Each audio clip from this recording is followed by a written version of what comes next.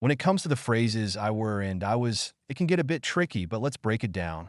First off, I was is the standard form we use in everyday conversation.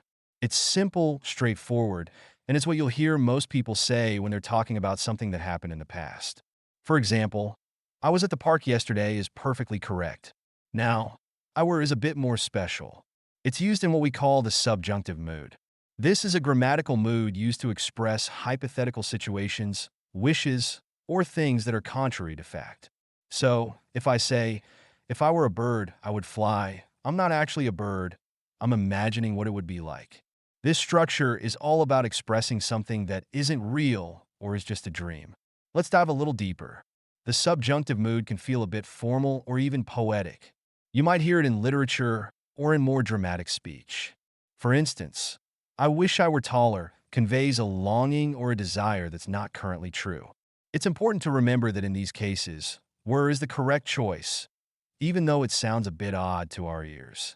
So, when do you use was and when do you use were? If you're stating a fact about the past, go with was.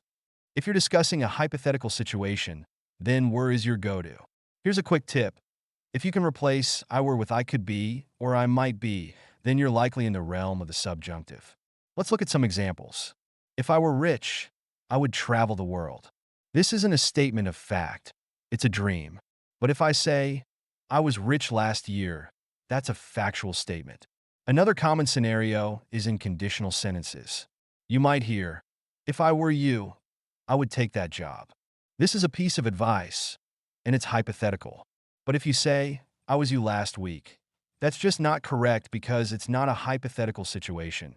It's a factual statement that doesn't make sense. In summary, remember this.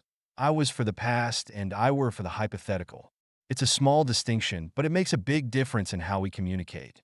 Mastering this can elevate your language skills and make your speech more precise.